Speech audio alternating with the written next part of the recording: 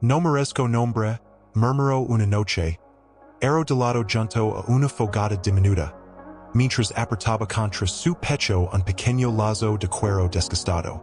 Era el que su hermano menor, Emiliano, usaba para atar su caballo de jiguit.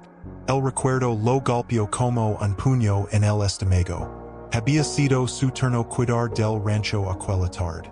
Pero él, con los ojos nublados por el tequila barato y el orgullo herido tras una discusión con su padre, había ignorado las nubes negras que se amontonaban en el cielo. Solo será una tormenta más, había dicho, riendo con falsa bravada. Pero no fue solo una tormenta. Fue un diluvio. Y Emiliano, con sus 8 años y su risa de campanilla, había salido tras los caballos que se asustran. Nadie lo vio nadie lo detuvo. Y cuando el río se desbordó, el cuerpo del niño fue arrastrado como una hoja seca. Lo encontraron 3 días después, abrazado a la crin de un potro muerto. Debe haber estado allí, gritó Mateo al vacío, con la voz quebrada, los ojos secos de tanto llorar. Era mi hermano, mi responsabilidad. El viento no respondió. Solo silbó entre las rocas, frío y despiadado. En el rancho, su padre, Don Rafael Ríos, no lo culpó con palabras. Pero su mirada era peor que cualquier azot. Cada vez que lo veía, Mateo sentía que lo arrancaban la piel con las uñas. Tú eres el heredero, lo había dicho una mañana, con voz de piedra. El rancho, la gente, el nombre, todo depende de ti. Pero Mateo ya no quería ser el heredero. No después de lo que había hecho. No después de lo que no hizo. Así que, una madrugada sin luna, ensiló su caballo más viejo, metió el lazo de Emiliano en su bolsillo y partió, sin despedidas, sin rumbo, solo con la certeza de que no merecía cuidarse. Cruzó arroyos secos, durmió bajo estrellas indifferentes, comió lo que la tierra le daba, a veces nada. Se volvió piel y hueso, sombra y silencio. Los vaqueros que lo veían de lejos lo llamaban el fantasma del norte. Pero él no era un fantasma. Era un hombre que cargaba un cadáver dentro del alma. Una tarde, mientras buscaba agua en un canon olvidado por Dios, escuchó un sonido que no pertenecía al desierto. Un granido bajo, gutural, mezclado con un gemido suave, casi humano. Se acercó con el corazón en la garganta. Y allí, entre las rocas, vio algo que lo paralizó. Un lobo, grande, salvaje, con los ojos dorados llenos de furia y dolor, encadenado a una roca por una gruesa cadena oxidada, y a su lado, un perro, un pastor alameo flaco, con las costillas marcadas y una pata lastimada, atado a la misma cadena. Los dos prisioneros, juntos, nadie se atrevía a acercarse. Los aldeanos dicen que el lobo era maldito, que había matado ovejas, que era bestia sin alma. Pero Mateo vio algo distinto. Vio como el lobo, al notar su presencia, se puso frente al perro, protegiéndolo. Vio como el perro, a pesar del miedo, lamía suavemente la pata herida del lobo. Y en ese instante, algo dentro de él se agrietó. Porque entendió, con una claridad que le heló la sangre, que no era el único encadenado. Él también estaba atado. ¿Quién los encadenó así? Susurró más para sí que para ellos. No hubo respuesta. Solo el crujido de la cadena oxidada moviéndose con el viento. Un sonido que parecía el lamento de algo antiguo, olvidado y traicionado. Se acercó despacio, las palmas abiertas, sin amenaza.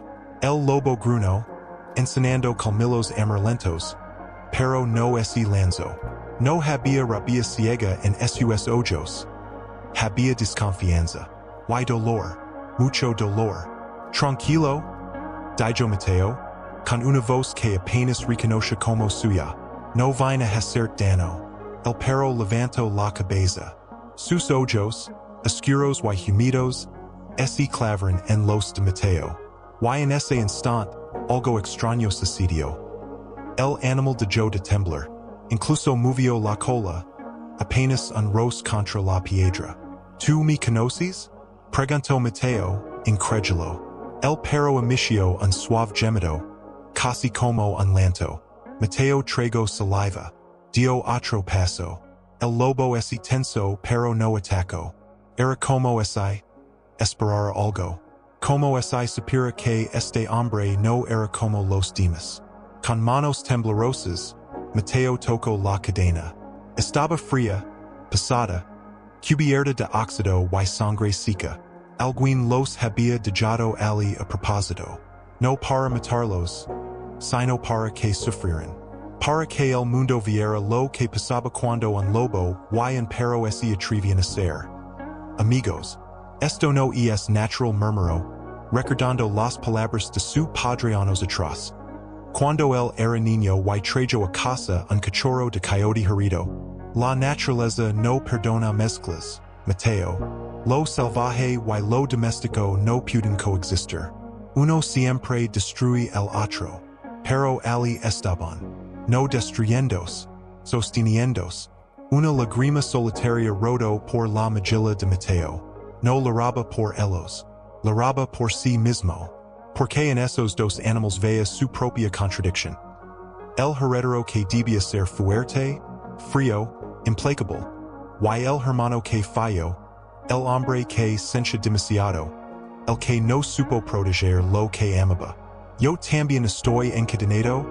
Dijo en voz baja, como es confesar un secreto al mundo, pero no con hierro, con esto. Se tocó el pecho, justo donde el lazo de Emiliano quemaba contra su piel. El perro ese arrastró hacia él, ignorando el dolor de su pata. Apoyó la cabeza en las botas de Mateo y gimió de nuevo, esta vez con una súplica tan clara que dolía. Ayúdanos. Mateo cerró los ojos. Respiró hondo, y tomó una decisión. Con la navaja que lavaba el cinto, la misma que su abuelo usó para marcar ganado durante 50 años. Comenzó a trabajar en él. Candado oxidado. Las chispas saltaban con cada golpe. Sus manos sangraban, pero no lo importaba. Cada martillazo era un grito silencioso contra su propio pasado. Si los liberó, ¿qué harán? Preguntó el como si esperara una señal. El lobo lo miró fijamente, no con odio, con reconocimiento. Grita, el candado cedió. La cadena cayó al suelo con un ruido sordo, como si el alma del cañón exhalara por fin. El lobo no huyó de inmediato. Se levantó lentamente, estirando los músculos atrofiados. Y luego, olió el aire. Miró el perro. Y con una suavidad que desmentia su ferocidad, rozó su hocico contra la cabeza del animal herido. Después, sin mirar atrás, desapareció entre las sombras del cañón. Mateo se quedó allí, con el corazón latiendo como si quisiera escapar de su pecho. Pero el perro no se fue. Se quedó, mirándolo, esperando. ¿Por qué tú no te vas? Preguntó Mateo, arrodillándose frente a él. Ella es libre. Tú también podrías serlo. El perro solo se acercó más. Apoyó una pata sobre su rodilla y lo miró con una lealtad tan pura que Mateo sintió que se le partía el alma. ¿Me estás eligiendo a mí? Susurró, con la voz quebrada. Después de todo lo que he hecho me eliges? El perro respondió con un lamento suave en su mano sucia. En ese momento, Mateo supo que no estaba solo, y que tal vez, solo tal vez, aún podía ser digno de algo. Comenzó a caminar de regreso al sendero, esta vez no con la cabeza baja, sino con el perro cojeando a su lado, como si ambos supieran que algo había cambiado, que la cadena no solo se había roto allí, en el cañón, sino dentro de él. Pero antes de que pudieran alejarse demasiado, Un sonido hello la sangre en sus venas. Un galope, rapido, decidido, y venía directo hacia ellos. Mateo se detuvo.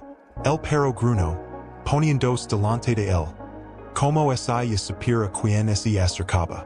No, murmuró Mateo, apretando los puños. No tan pronto. Entre las colinas. Una figura a caballo emergió del polvo dorado del atardecer. Alto, vestido de negro, con un sombrero que ocultaba sus ojos. Pero no la intención en su postura. Era Elias, el cazador, el brazo derecho de su padre. Y venía por él. Mateo Ríos, gritó Elias, con una voz que cortaba como cuchillo. Tu padre te llama. El rancho no puede esperar más. Mateo tragó saliva. Miró el perro, que no dejaba de gruñir. Tenso como un arco. No volveré, dijo, más fuerte de lo que pensaba. No es una petición, respondió Elias, desmontando con movimientos lentos, peligrosos. Es una orden. Y no vienes por las buenas, vendrás por las malas.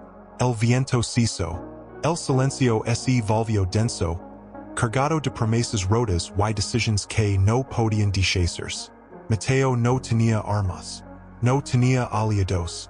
Solo tenía un perro herido y una verdad que ya no podía enterrar. Entonces, ¿qué si por las malas? Dijo, plantando los pies en la tierra. Por primera vez en meses, sintiéndose presente. Mateo no respondió de inmediato. Sentía el calor del cuerpo del perro pegado a su pierna. Un calor que no había sentido en meses. No era solo lealtad, era fe. Fe en él cuando ni siquiera él mismo la tenía. No me escondo, dijo al fin, con voz baja pero firme. Me alejo de lo que me destruye. Tu hermano murió por tu negligencia, gritó Elias. Y el eco rebotó en las paredes del canon como un trueno tardío. Y tu corres como un cobarde. ¿Crees que bora lo que hiciste? Cada palabra fue como un latigazo. Mateo apretó los dientes hasta que sintió el sabor metálico de la sangre en la boca. Pero no bajó la mirada. No creo que por nada, respondió, con los ojos brillantes. Pero cuidarme ali. Escuchando el silencio de mi padre, viendo el rancho como un monumento a mi fracaso. Eso sí me destruye. Elias se detuvo. Por un instante, algo se movió en su rostro. Una sombra, un recuerdo. Tú no sabes lo que es perder a un hijo, murmuró, casi para sí mismo. Mateo parpadeó sorprendido. ¿Qué?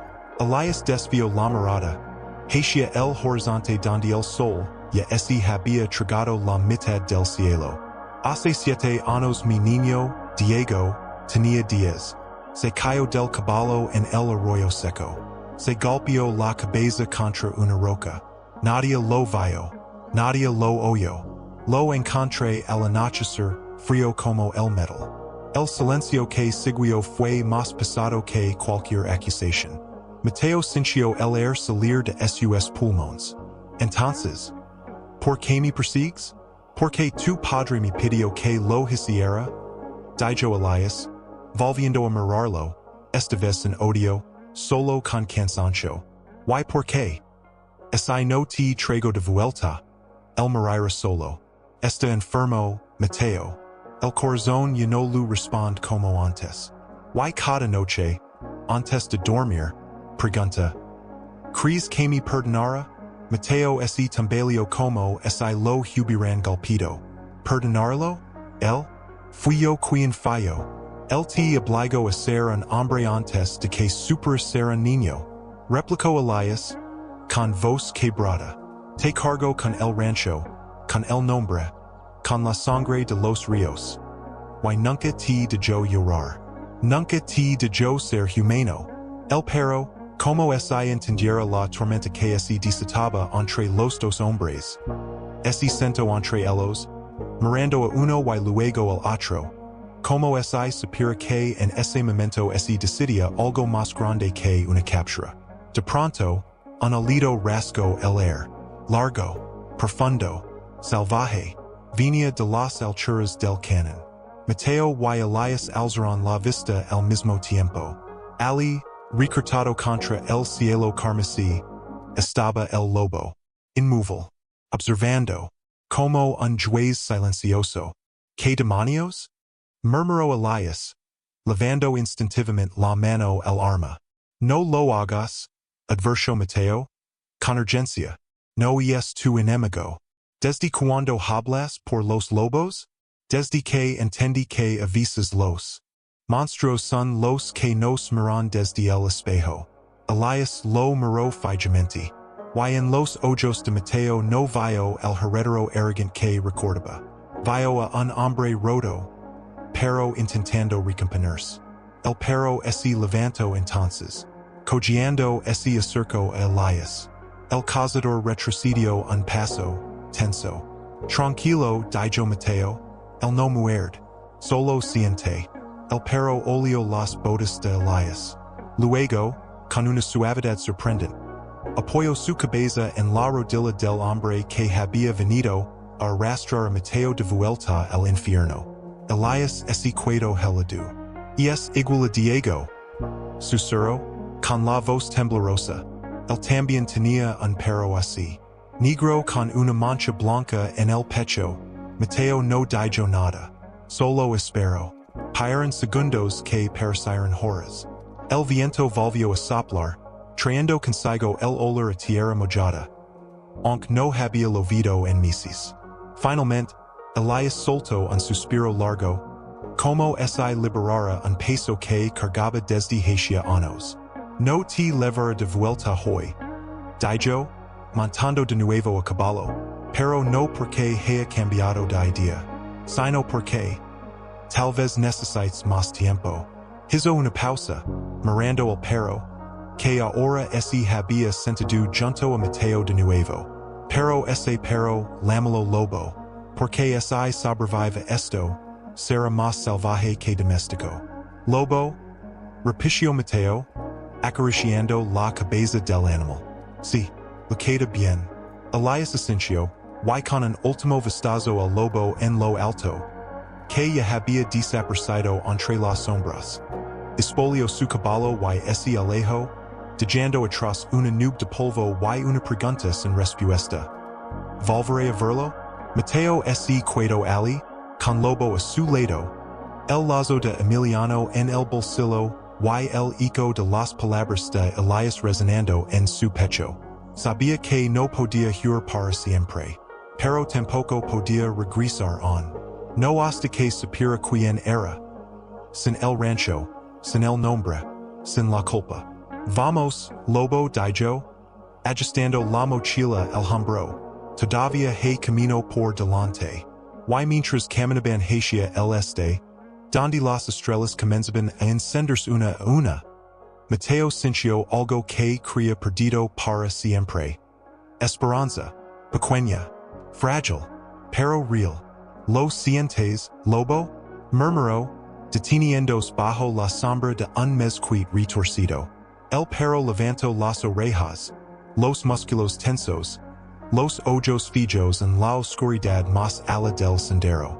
No ladró, solo gruñó, bajo y constante, como el rugido de una tormenta lejana.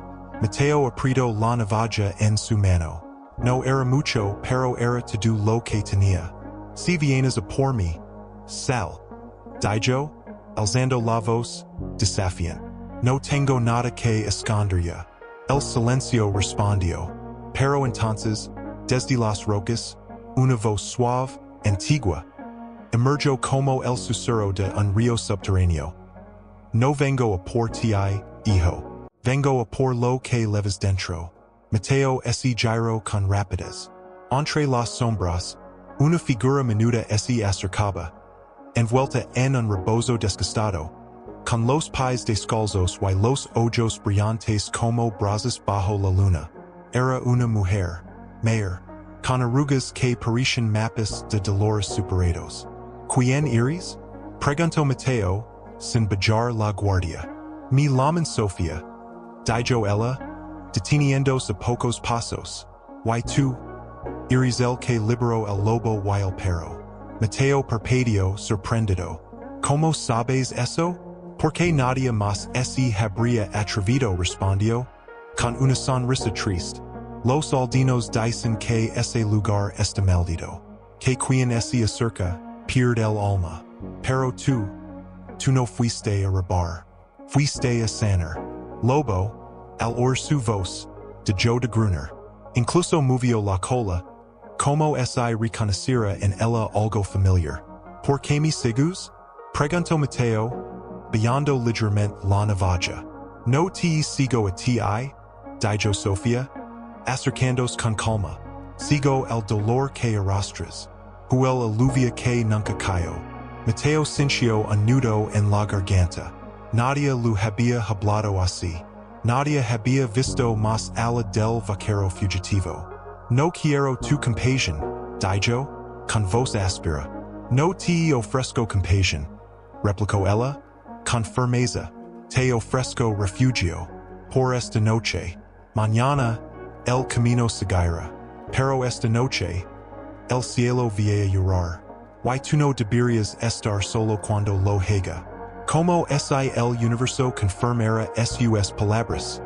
Un trueno lejano retumbó en el horizonte. Mateo miró al lobo. El perro lo miró a él, como diciendo, confía. Con un suspiro que pareció arrastrar anos de polvo. Asintió. Sofía vivía en una choza de adobe al pie de un barranco, rodeada de hierbas secas, calabazas colgando y un pequeño corral donde unas gallinas dormían. El olía a romero, humo y tierra mojada. Dentro, una lámpara de aceite iluminaba las paredes cubiertas de símbolos, raíces secas y pequeños frascos con líquidos oscuros. Cyan tape, dijo Sofía, señalando un banco de madera. Tu perro necesita agua y ungüento. Y tú necesitas hablar. No tengo palabras, respondió Mateo, sentándose con rigidez. Entonces calla, y escucha.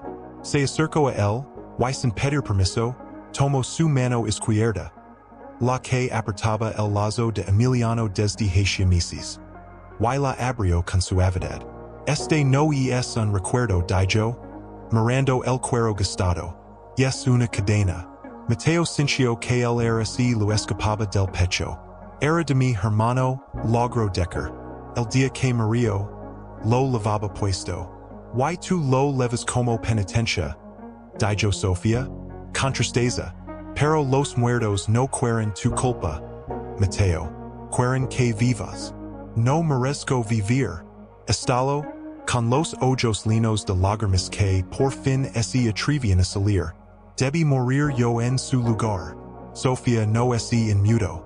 Solo lo miró con una ternura tan profunda que dolía.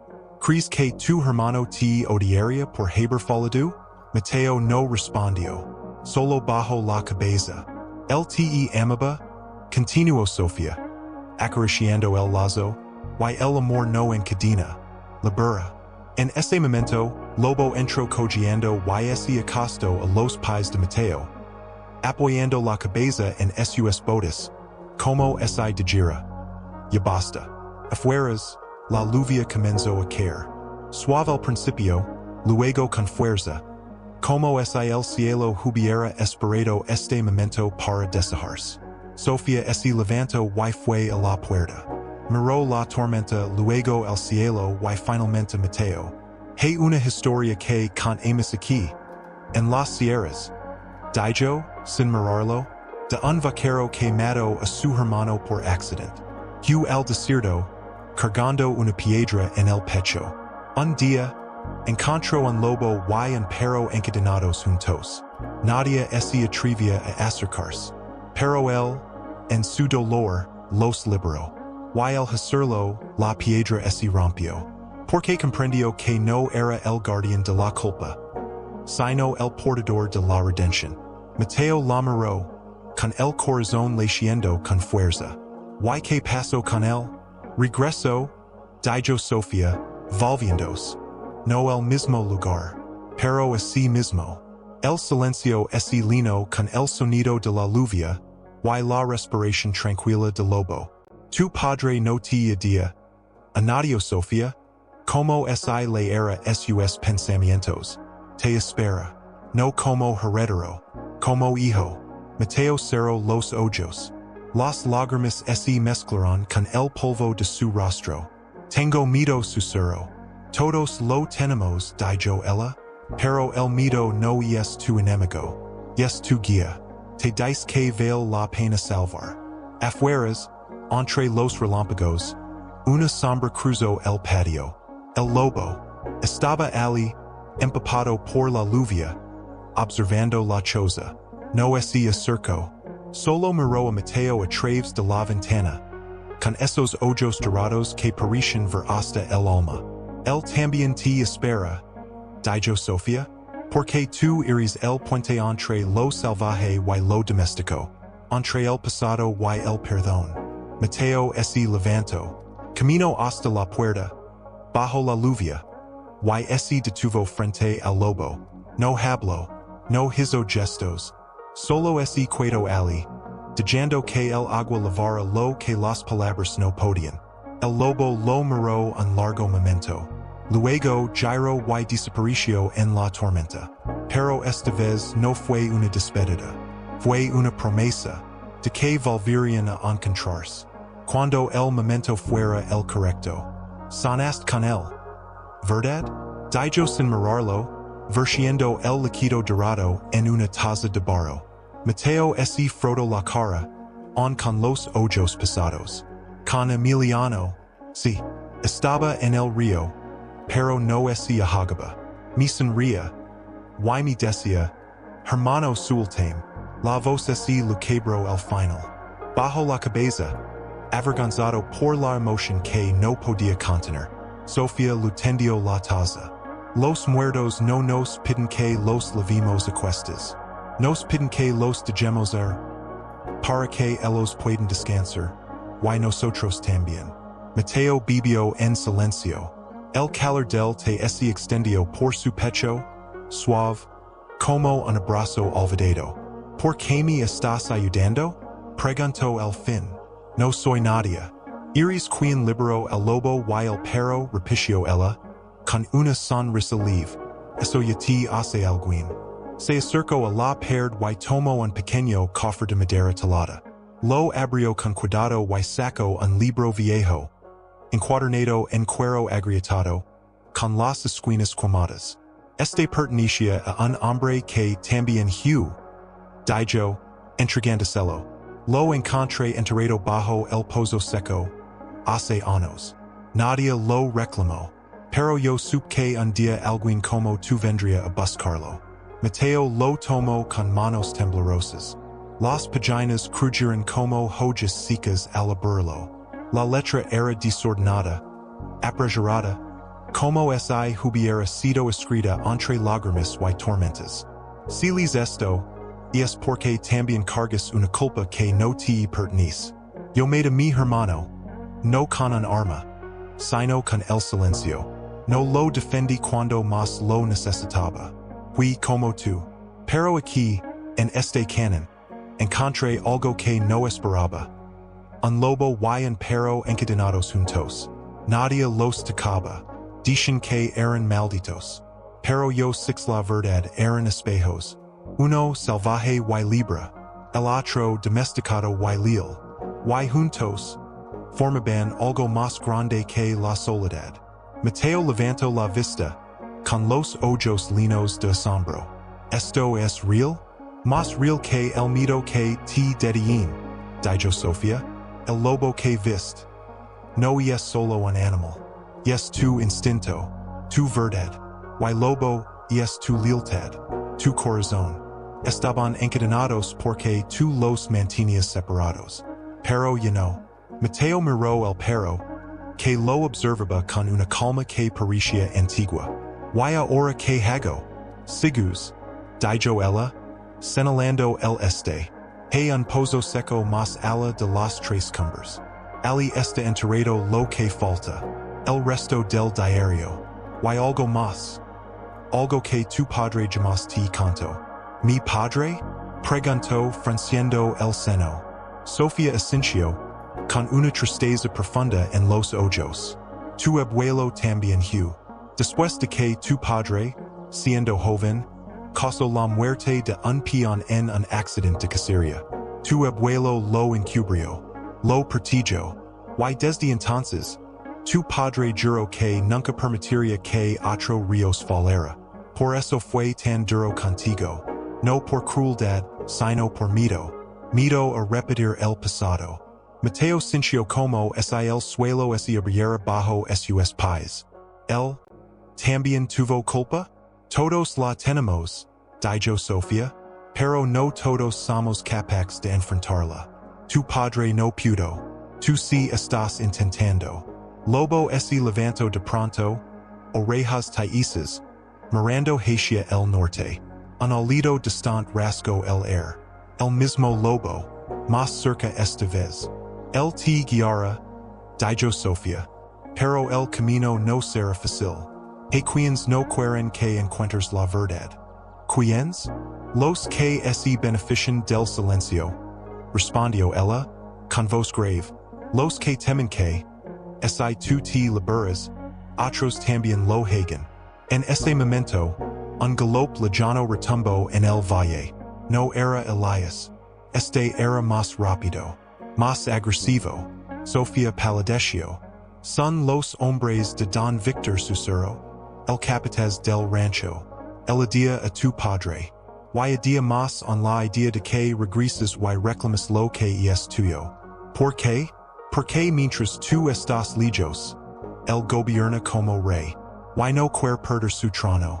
Mateo se puso de pie de un salto, cerrando el diario contra su pecho. Tenemos que irnos. No tenemos. Dijo Sofía, empujándolo suavemente hacia la puerta trasera. Tú tienes que irte. Yo los detendré. No puedo dejarut. Si puedes. Gritó ella, con una fuerza que lo sorprendió. ¿Por qué si no lo haces? Todo esto habrá sido en vano. Sigu el lobo. Él sabe el camino. Afueras, entre los árboles. La silueta del lobo apareció de nuevo, inmóvil, esperando. Lobo corrió hacia Mateo, listo. Gracias, dijo él, con la voz quebrada. No me da las gracias, respondió Sofía, con lágrimas en los ojos. Devolvió la vida al rancho. No como heredero, sino como hombre. Los cascos se acercaban. Gritos, órdenes. Mateo no dudó más. Corrió hacia el bosque. Con lobo a su lado y el diario apretado contra su corazón. Detrás de él, escuchó la voz de Sofía, fuerte y clara. Aquí no hay nadie, solo una vieja y sus hierbas. Un despero retumbó. Mateo no se giró. No podía. Las lágrimas corrían por su rostro, pero sus piernas no se detuvieron. El lobo los guiaba entre los pinos, ágil, silencioso, como si conociera cada piedra, cada raíz. Subieron por un sendero empinado, resbaladizo por la lluvia, hasta que el rancho, el valle y el humo de la choza de Sofía desaparecieron bajo la niebla matutina. Alcanzaron una meseta. Ali, el lobo se detuvo junto a un pozo cubierto de maleza. Miró a Mateo, luego el pozo y habló una sola vez. Aquí es, dijo Mateo arrodillados. Con las manos desnudas, comenzó a cavar. La tierra estaba blanda. No tardó en encontrar una caja de madera podrida. Dentro, más páginas del diario, y una carta amarillenta, dirigida a mi nieto. Si alguna vez decides regresar, la abrió con manos temblorosas. Si les esto es porque ya no cors. Bienvenido a casa, hijo. Perdonen por no el lobo salvaje, que había estado observando desde la cima de una roca cercana. Bajó con pasos sigilosos. Se detuvo a pocos metros de Mateo, mirándolo no con ferocidad, sino con una especie de reconocimiento antiguo, como si supiera que el momento había llegado. ¿Qué quieres de mí? Preguntó Mateo, con voz ronca, un arrodillado junto al pozo vacío. El lobo no respondió, claro. Pero giro la cabeza hacia el este, hacia el valle donde el rancho de los ríos dormía bajo una neblina dorada. ¿Debo regresar? El lobo dio un paso, luego otro, y así alejo sin mirar atrás. Pero cada pocos metros, se detenía, esperando. Mateo entendió. No me estás guiando, dijo, levantándose con esfuerzo. Me estás acompañando. Lobo, el perro, se puso a su lado al instante. Cogiendo menos ahora. Como si la tierra misma le devolviera fuerzas. Comenzaron a bajar de la meseta. El sol trepaba en el cielo, pero las sombras seguían alargadas. Como si el mundo no decidiera si era de día o de noche. A mitad del descenso, Mateo se detuvo. Algo en el sendero brillaba entre las piedras. Se acercó. Era un lazo de cuero, idéntico al de Emiliano. Solo que este tenía una pequeña hebilla de plata con las iniciales ER. Emiliano Ríos. Lo tomó con manos temblorosas. ¿Cómo? Murmuró. Entonces lo supo. Su padre lo había dejado allí. Como una señal. Como una disculpa escrita en silencio. Él me estuvo buscando, dijo, con la voz quebrada. Todo este tiempo, no me odiaba. Me esperaba. Lobo emitió un suave gemido y se frotó contra su pierna. Como si dijera. Ya es hora. Continuaron. El camino se volvió más ancho, más conocido. Los cactus daban paso a cercas de madera. Luego a campos de alfalfa marquita. El rancho estaba cerca. Pero antes de que pudieran ver las primeras construcciones. Una figura surgió del polvo del camino. Era Elias. Solo. Sin caballo. Con la ropa desgarrada y una herida en la frente. ¿Tú? Dijo Mateo sorprendido. Don Victor me tendió una emboscada. Dijo Elias. Con voz débil. Me dijo que si no te traía. Comería el rancho con tu padre dentro. Mateo sintió un escalofrío. ¿Mi padre está vivo? Sí, pero apenas. Está en cama desde hace días. No come, no habla. Solo repite tu nombre. Elias se acercó, tambaleándose. Escúchame bien, Mateo. Don Victor no quiere que regreses. Ha reunido a media docena de hombres armados. Dice que si pones un pie en el rancho. Te matará como a un perro rabioso. Entonces que lo intent, dijo Mateo, con una calma que sorprendió hasta a él mismo. No entiendes, gritó Elias, agarrándolo del brazo. Él tiene el control. Las armas. La ley de su lado. Estás solo. Mateo miró al lobo. Luego al horizonte. Donde el lobo salvaje ya no se veía. Pero cuyo alido resonaba en su memoria. No estoy solo, dijo. Y nunca lo estuve. Elias lo miró fijamente. Vio algo en sus ojos que no había visto antes. No era el heredero arrogante. Ni el fugitivo roto. Era un hombre entero. Entonces te seguir. Dijo al fin, con un suspiro. No por tu padre. Por Diego. Porque si tú puedes redimir. Tal vez yo también. Mateo asintió. No hubo más palabras. Solo el crujido de las botas sobre la tierra seca. Cuando llegaron a las primeras cercas del rancho, el sol estaba alto. El silencio era inquietante. Hay un gallo. Hay un ladrido. Solo el viento moviendo las hojas secas. La casa principal se alzaba al fondo, con sus paredes blancas agrietadas y el porche donde Mateo llegaba de niño. Espera aquí, dijo Elias. Yo ir primero. Pero antes de que diera un paso, una voz áspera y fría los detuvo. Demasiado tarde, perros. Desde el granero, Don Victor salió con un rifle en mano, seguido por 4 hombres armados. Era un hombre corpulento, con una cicatriz que le cruzaba la mejilla y ojos que brillaban con odio antiguo. ¿Pensaste que podías regresar como si nada? ¿Verdad, muchachito? Daijo, apuntando directamente a Mateo, tu padre ya no manda aquí, yo soy la ley ahora. La ley no mata a un hombre por volver a casa. Respondió Mateo, sin moverse. Tu casa Mario el dia que huiste. Grito Victor. Y hoy mariras tú. Lobo gruno, poniendos delante de Mateo, los pelos erizados. Mata el perro primero. Ordino Victor a uno de sus hombres. El hombre levantó su arma. Pero antes de que pudiera disparar, un alido salvaje estalló desde el cerro tras el rancho. Todos se giraron. El lobo estaba allí, alto, impasible, mirando a Victor con ojos que parecían conocer cada pecado de su alma. Disparen el lobo, gritó Victor, nervioso. Los tiros retumbaron, pero el lobo ya no estaba. Había desaparecido entre las sombras. Idiota, rugió Victor. Mata el perro.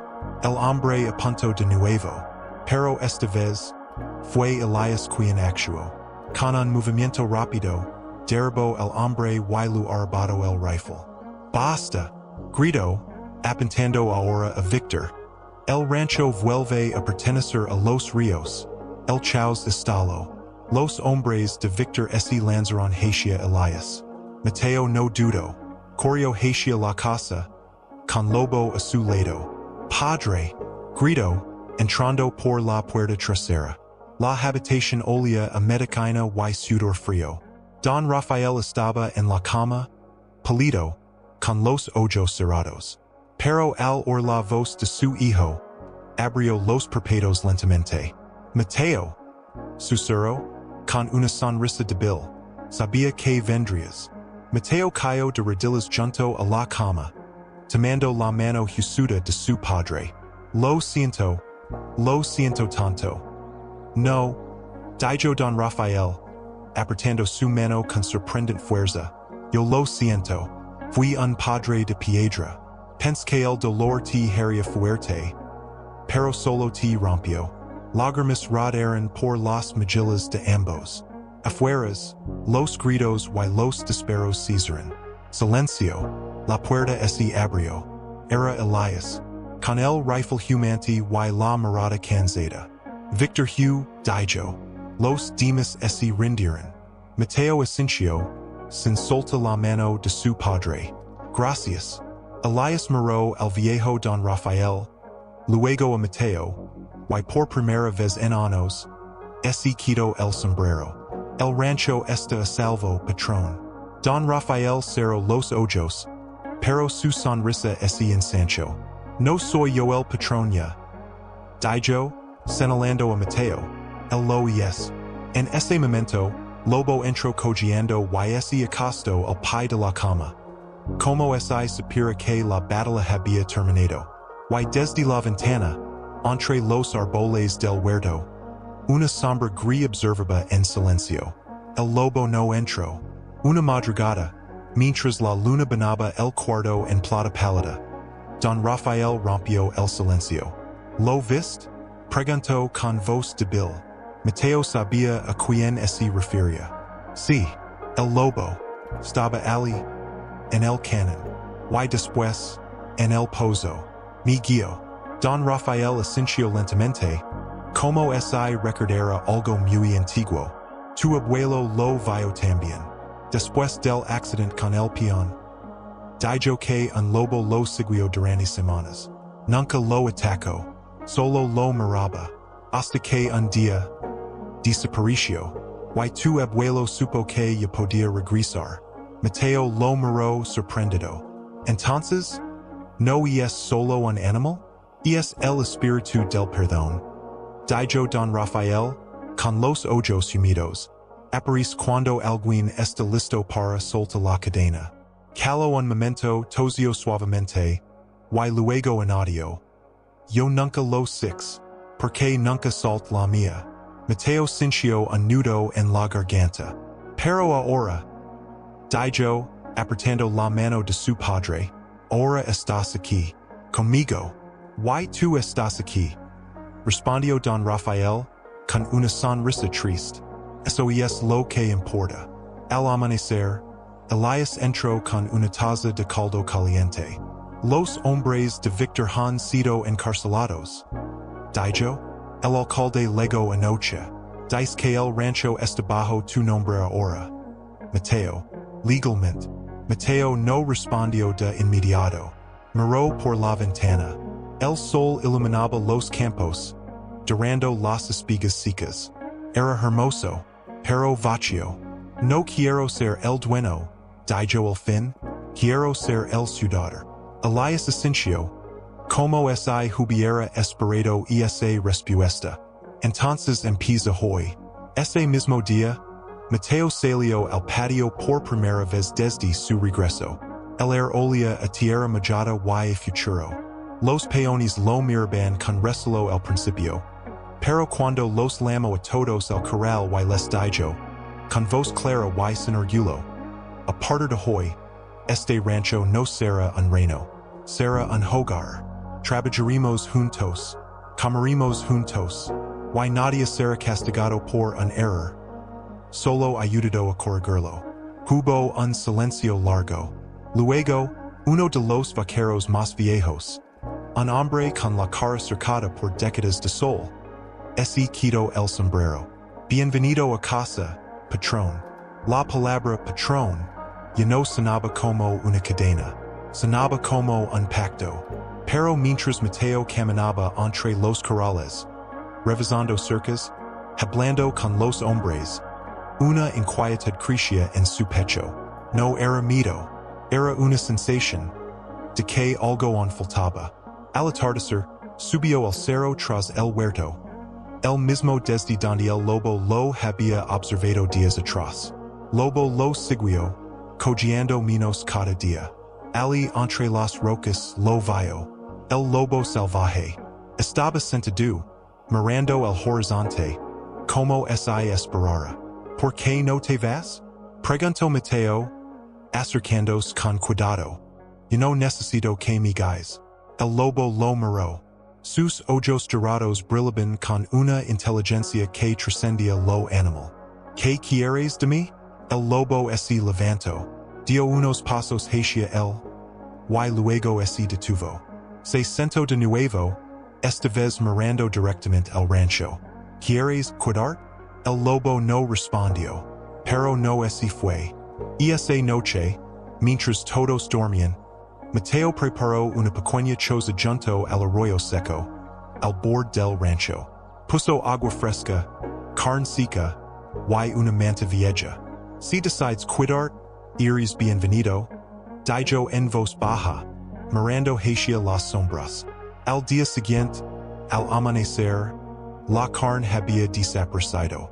La manta estaba erigada, y en la tierra, junto al umbral, había huellas de lobo y de perro. Lobo había pasado la noche allí, junto a su hermano salvaje. Mateo sonrió por primera vez en años, pero la paz no duró. Al tercer día, un jinete legó al galope desde el norte. Era un muchacho del pueblo vecino, con el rostro pálido y los ojos desorbitados. Don Mateo, gritó, desmontando con torpeza. Don Victor escapó de la cárcel. Juró que quemará el rancho hasta los cimientos. El silencio cayó como una losa. Mateo miró el cerro. El lobo ya no estaba, pero lobo a su lado gruñó. Uno de los vaqueros, un joven llamado Tomás, alzó la voz con temor. Pero él tiene armas. Why no le importa matar? A nosotros tampoco nos importará defender lo que amamos. Respondió Mateo, mirándolo fijamente, pero no con odio, con justicia. Elias, de pie junto a la cerca, cargó su rifle con movimientos lentos, deliberados. Victor no viene solo, dijo. Tiene a los hermanos Rojas con él. Son despiadados. Mateo asintió. Sabía que esta no era solo una batalla por tierras o poder. Era la última prueba. La que decidiría si el perdón podía coexistir con la protección. Preparen las defensas, ordenó. Pero nadie dispara a matar, a menos que no quede otra opción. Mientras los hombres se movilizaban, Mateo subió de nuevo al cerro. Necesitaba pensa. Necesitaba ver. Lobo lo siguió, pero esta vez se detuvo a mitad del camino. Mirando hacia el norte con las orejas taises. No gruñó. Solo se sentó, como si supiera que algo grande se acercaba. Al atardecer, el cielo se tinó de rojo sangre. Un mal presagio. Mateo regresó al rancho. Encontró a su padre sentado en el porche, envuelto en una manta, con los ojos fijos en el horizonte. ¿Vas a pelear? Preguntó don Rafael, sin mirarlo. Voy a proteger, corrigió Mateo, sentándose a su lado. Tu abuelo también tuvo que hacerlo. Dijo el viejo, con voz cansada. Después de que el peón murió, su familia juró venganza. Vinieron en la noche, con antorchas. Tu abuelo no los enfrentó con balas, sino con verdad. Les contó todo. Se heredero. Y les ofreció trabajo en el rancho. Algunos lo aceptaron, otros no. Pero ninguno volvió a quemar. Mateo lo miró sorprendido. ¿Por qué nunca me lo contaste? ¿Por qué cree que la fuerza era lo único que respetabas? Respondió don Rafael, con los ojos llenos de lágrimas. Me equivoco. Tú siempre fuiste más valiente que yo. El viento cambió de dirección.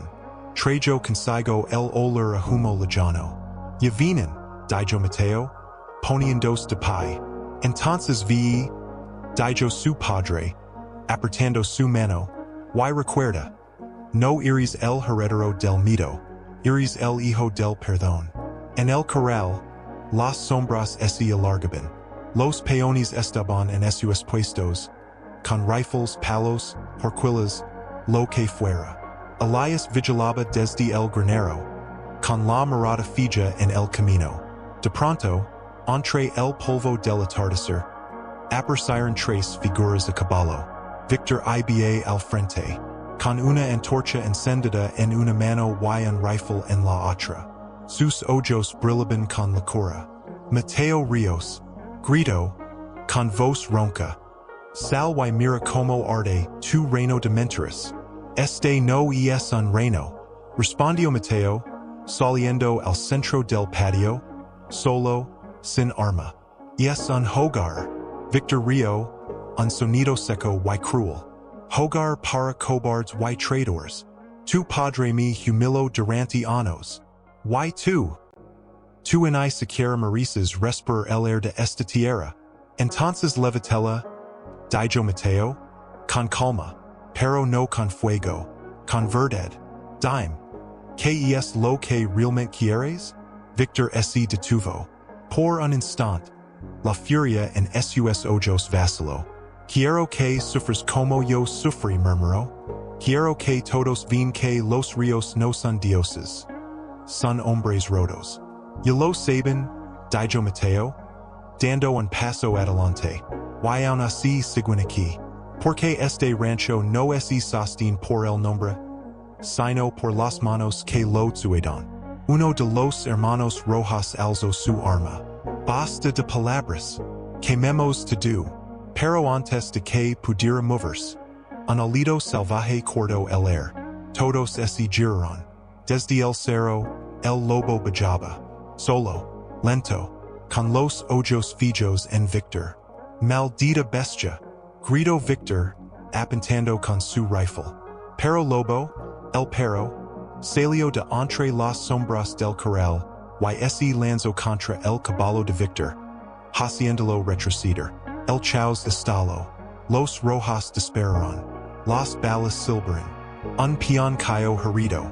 Elias respondió desde el granero, forzándolos a cubrirse. Pero Mateo no se movió. Victor, gritó. Tu hijo murió porque nadie lo escuchó. No dejes que tu odio haga lo mismo contigo. Victor se quedó helado. ¿Cómo sabes eso? Sofía me lo contó, dijo Mateo. Tu niño se ahogó en el río mientras tú estabas borracho en el pueblo. Y desde entonces, has culpado al mundo para no mirar en el espejo. Las lágrimas brotaron de los ojos de Victor. su mano tembló. Calate, no, grito Mateo, acercandos. Moraine, soy como tú, también fall, también Huye, pero elegí volver. Y sanar, el lobo se detuvo a pocos metros de Victor. No atacó, solo lo miró. Como si viera el niño que alguna vez fue. Victor bajó el rifle. Luego la antorcha. No puedo, susurró. No puedo seguir cargando esto. Se desplomó del caballo, de rodillas, salozando como un niño perdido. Los hermanos Rojas, al verlo caer, huyeron al galope. El silencio volvió. Mateo se acercó a Victor y, sin miedo, le tendió la mano. Levantate, y quédate, trabaja, cora. Victor lo miró, incrédulo. ¿Por qué? Porque alguien lo hizo por mí. En ese momento, Lobo se acercó y olió la mano de Victor. Luego, con una suavidad inesperada, apoyó su cabeza en su hombro. Y desde lo alto del cerro, el lobo salvaje habló una última vez. No de advertencia, de bendición. Mateo no lo soltó. Mantuvo su mano tendida, firme, mientras los demás observaban en silencio. Sin saber si confiar, sin saber si perdonar. Levantate, repitió Mateo, con voz suave pero inquebrantable. No iris tu peor error. Iris lo que hagas después de él. Victor alzó la vista. Sus ojos, enrojecidos y humidos, encontraron los de Mateo. Y en ellos no vio condena, vio comprensión, vio el mismo dolor que él cargaba, pero transformado, no en odio, sino en gracia. Con un celoso ronco, tomó la mano de Mateo y se puso de pie. Temblaba, no de miedo sino de alivio. Como si, por primera vez en mucho tiempo, respirara aire limpio. No merezco esto, murmuró. Nadie lo merece, dijo Mateo, pero todos lo necesitamos. Don Rafael, desde el Porsche, observaba con los ojos cerrados, como si rezara. Elias bajo del granero, el rifle en la mano, pero ya no apuntaba a nadie. Solo miraba a Victor con una mezcla de desconfianza y respeto. Si das un paso en falso, empezó Elias. Lo sé, interrumpió Victor. Con la cabeza baja, y si lo hago no necesitarán balas. Mi ir solo, pero, déjenme intentarlo. Nadie habló, solo el crujido del viento entre los álamos. Fue Lobo quien rompió el silencio.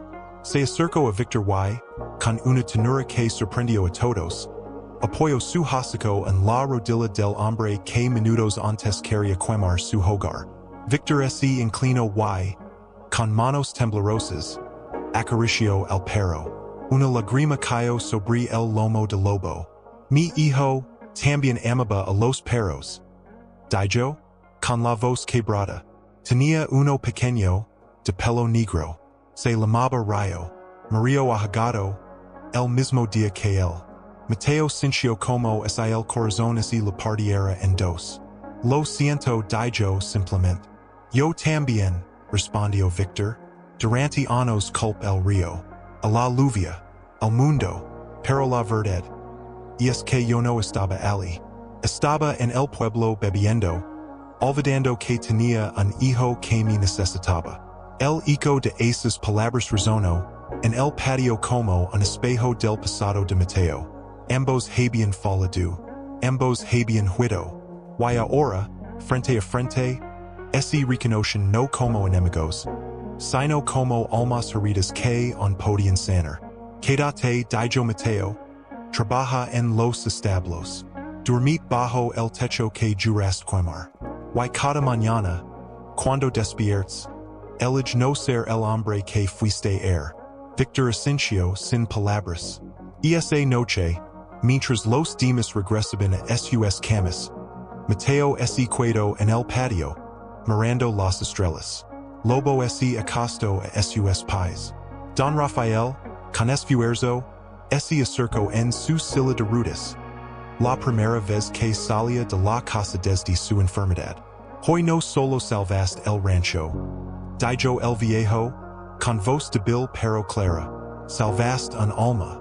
No fui yo, respondió Mateo. Fue el perdón. El perdón no actúa solo. Dijo don Rafael. Necesita manos que lo ofrezcan. Y tú los tendiste. Caleran un momento. El viento trae el olor a tierra mojada. Y a hierba nueva. Y el lobo? Preguntó don Rafael. ¿Lo has vuelto a ver? Mateo miró hacia el cerro. La luna iluminaba las rocas. Pero no había sombra alguna. No, pero sé que está cerca. Como una promesa. Entonces su trabajo aún no termina. Dijo su padre, con una sonrisa triste, porque el tuyo tampoco. Al día siguiente, al amanecer, algo inesperado ocurrió. Victor ya estaba en los establos, limpiando los pesebres, dando de comer a los caballos, moviéndose con una humildad que nadie lo conoce. Los peones lo miraban con recelo, pero ninguno lo detuvo. Algunos incluso lo paieron una pala sin decir palabra. Mientras Mateo revisaba las cercas del norte, Lobo corrió hacia él, ladrando con urgencia. No era un ladrido de alarma, era de llamado. ¿Qué pasa, muchacho? Lobo lo guió hasta el arroyo seco, donde la choza que Mateo había construido para el lobo seguía en pie. Pero ahora algo era distinto. Dentro, sobre la manta, había un objeto pequeño, envuelto en cuero. Mateo lo tomó con cuidado. Al desatarlo, descubrió un colgante de hueso talado, con forma de lobo alando a la luna. Era antiguo, sagrado, y atado a él, un trozo de papel con una sola palabra escrita, en tinta desfeda, Libra. Mateo sintió un escalofrío. No era una despedida, era una bendición. Miró al horizonte. Ali, en lo alto del cerro más lejano, una silueta gris recordaba contra el sol naciente. El lobo salvaje lo miró una última vez. Luego giró y desapareció entre las montañas. No volvería, no lo necesitaba, porque Mateo ya no estaba encadenado. Y esa noche, en la mesa del rancho, comieron todos juntos.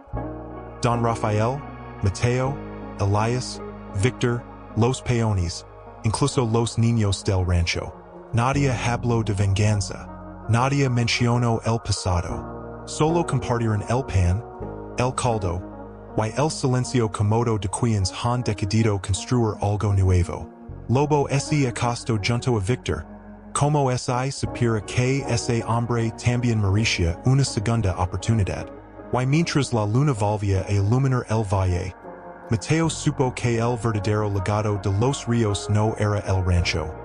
En el nombre, en la sangre, era la capacidad de perdonar, incluso cuando duele. Mateo caminaba cada mañana al amanecer, con Lobo a su lado y el colgante del lobo salvaje colgado al cuello, bajo la camisa. No lo mostraba. No era un trofeo. Era un recordatorio. Libertad no es huir. Es elegir cuidarse y transformar. Pero una tarde, mientras inspeccionaba el molino viejo, al sur del arroyo, encontró algo que lo detuvo en seco. Huellas, no de caballo, no de hombre, de lobo, fresco, y no venían del cerro, venían del este, de las tierras más ala del río seco, donde nadie se atrevía a ir desde que los contrabandistas tomaron el viejo camino del cañón de los espejos. Lobo gruñó, erizando el pelo. ¿Él? Preguntó Mateo, con el corazón acelerado. Pero algo en esas huellas era distinto. Más pequeñas, más rápidas, como si hubiera dos. Antes de que pudiera pensar más, un grito agudo rasgó el aire. Auxilio, por favor. Era una voz de mujer, joven, asustada. Mateo corrió hacia el sonido, con Lobo adelantándose como un rayo. Entre los matorrales, junto a un carro volcado, una muchacha de no más de 18 años estaba atrapada bajo una rueda, con la ropa rescata y los ojos linos de terror. A su lado un niño pequeño lloraba, abrazado a una bolsa de lona. No ese acercan, gritó ella al verlos. Ellos vienen. ¿Quiénes? Preguntó Mateo, arrodillándose para levantar la rueda. Los hombres del canon.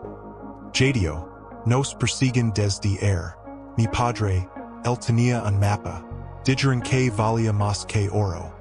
Con la ayuda del lobo logró liberarla. La muchacha se puso de pie con dificultad, pero abrazó al niño con fuerza. Mi llamo Lucia, dijo, con la voz temblorosa. Y este es mi hermano, Emiliano. Mateo sintió como si el mundo se detuviera. ¿Emiliano? Sí, respondió ella, sorprendida. ¿Conoce alguien con ese nombre? Mateo no respondió. Solo miró al niño.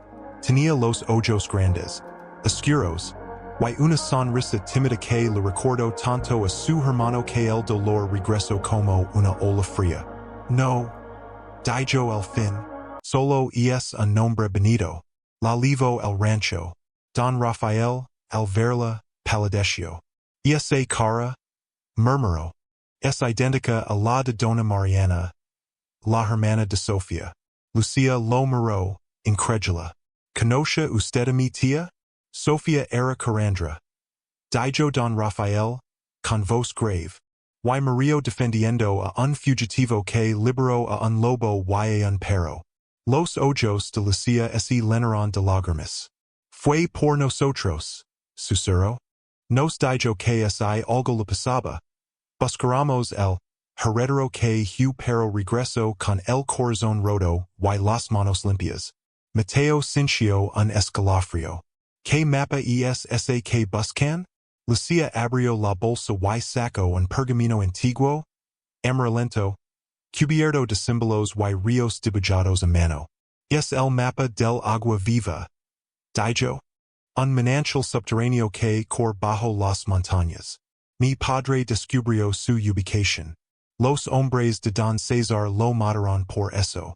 Dicen que ese agua puede sanar cualquier enfermedad, incluso el corazón seco. Don Rafael cerró los ojos.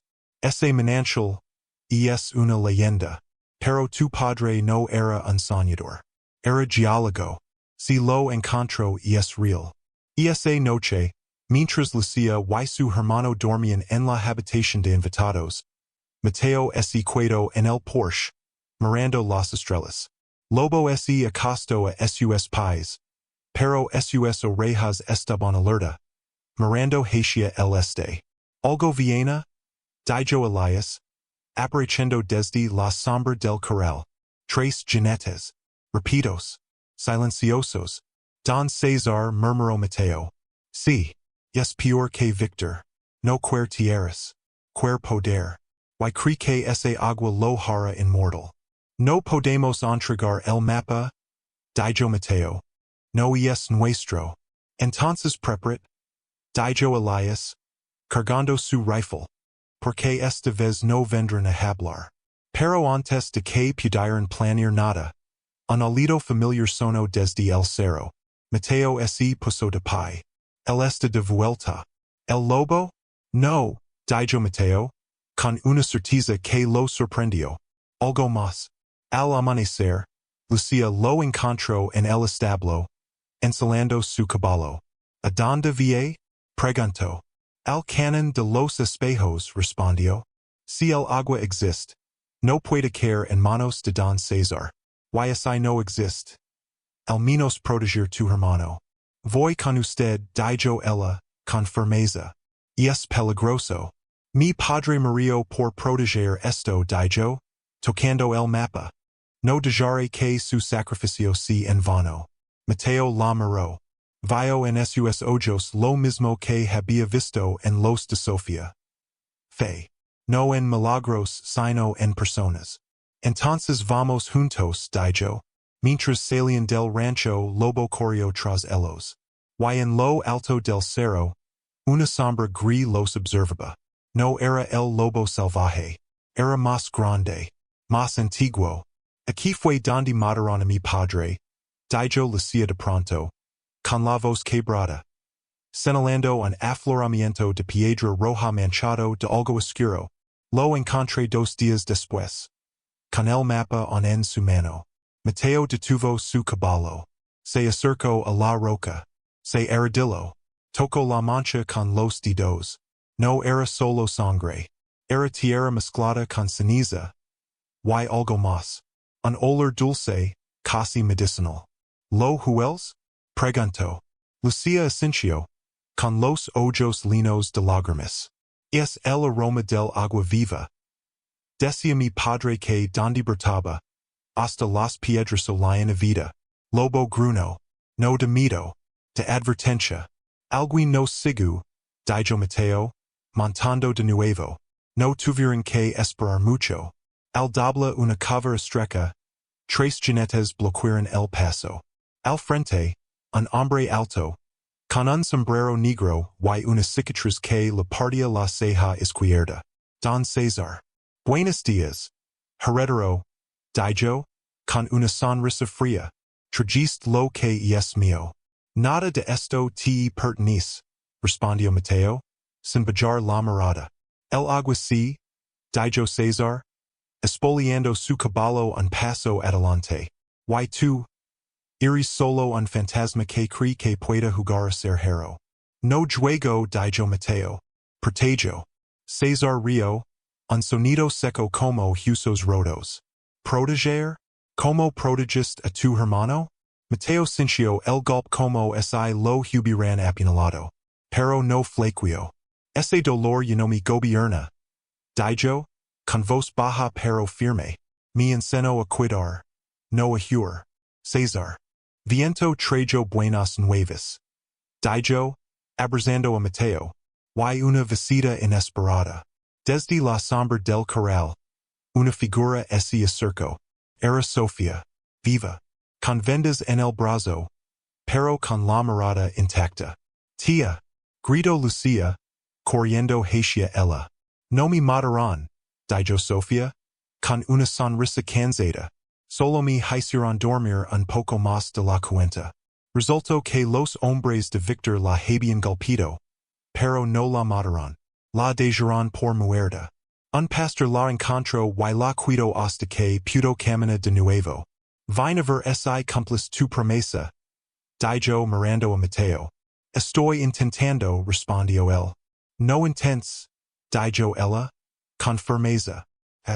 Esa noche, bajo un cielo lleno de estrellas, todos se reunieron en el patio. Los peones, Victor, César y sus hombres, Lucia y su hermano, Don Rafael, Elias, Sofía y Mateo, con Lobo a sus pies y el colgante del lobo plateado brillando bajo la luna. Este rancho ya no es solo mío, dijo Mateo, con voz clara. Es de todos los que elijan cuidarlo. No con miedo, con amor. César se puso de pie. Yo a mi cuidar, no en el rancho, en el canon. Cuidaré el manantial. Como penitencia, y como promesa. Victor asintió. Y yo cuidaré de los caballos. Y de los que leguen heridos. Sofía miró a Mateo y dijo, en voz baja. El lobo ya no necesita aparecer.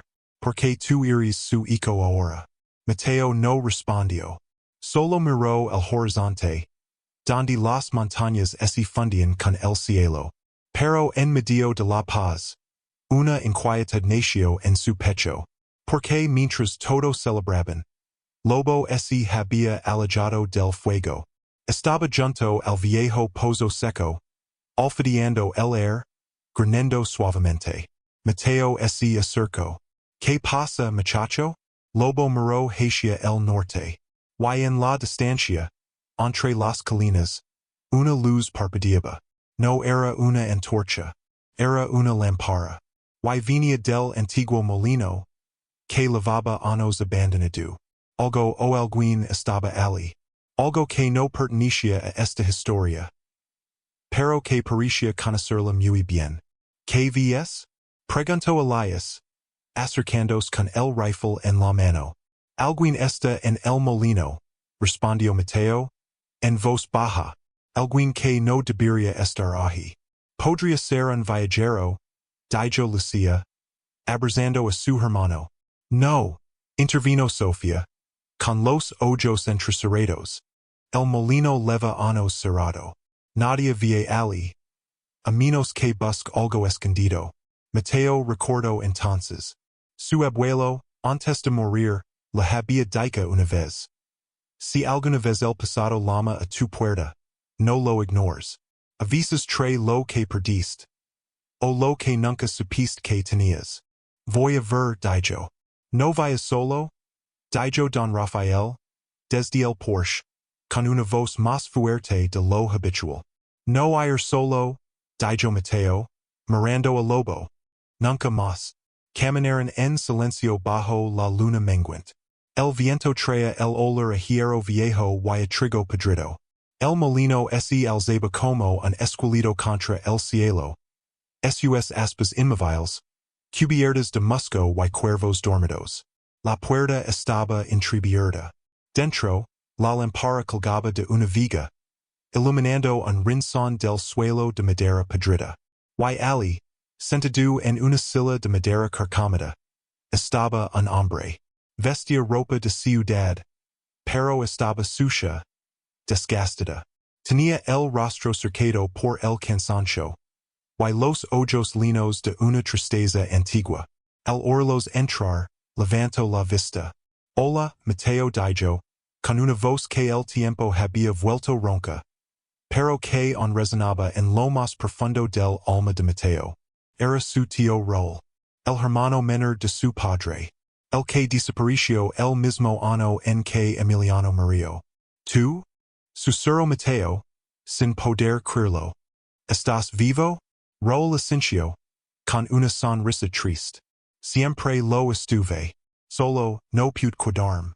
Traicionaste a la familia, gritó don Rafael, que había legado detrás de ellos, apoyado en un bastón. Desapareciste el día del entierro de Emiliano. ¿Por qué no soportaba ver culpar a Mateo? Exclamó Raúl, poniéndose de pie. Sabía que no fue su culpa. Fui yo quien dejó la cerca rota. Fui yo quien no revisó los caballos antes de la tormenta. El silencio que siguió fue como un trueno sin sonido. Mateo sintió que el suelo se abría bajo sus pies. ¿Qué? Emiliano salió tras los caballos porque uno se escapó por la cerca norte. Dijo Raúl, con lágrimas en los ojos. Yo la había reparado mal el día anterior. Tenía prisa. Porque discutí con Rafael. Y cuando six que el niño corría tras el caballo, no pude detenerlo. Me escondí, como un cobarde. Don Rafael se tambaleó. Elias lo sostuvo. ¿Por qué? ¿Nunca dijiste nada? ¿Por qué tú ya habías decidido que Mateo era el culpable? Dijo Raúl, mirando a su hermano.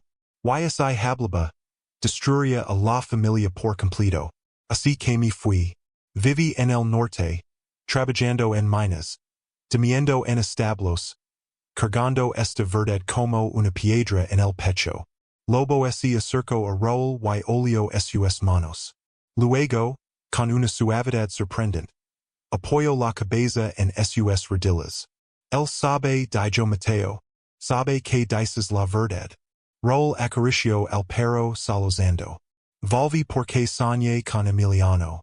Me dijo, diles la verdad. Ya no duele tanto. Don Rafael se acercó lentamente. Miró a su hermano, luego a Mateo, y por primera vez en años, rompió en llanto. Perdóname, dijo, abrazando a Raúl. Perdóname por no verte, por no escuchar. Mateo se quedó atrás, con el alma en pedazos, y al mismo tiempo, corrándose. Entonces, no fue mi culpa, dijo, más para sí que para los demás. Nunca lo fue, dijo Raúl, mirándolo con ojos llenos de amor. Y lo siento, sobrino. Lo siento por todos estos años de silencio. En ese momento, desde la puerta del molino, una figura más apareció. Era el lobo plateado. Se detuvo en el umbral, mirando a los tres hombres. Padre, Tío, Sobrino. Luego.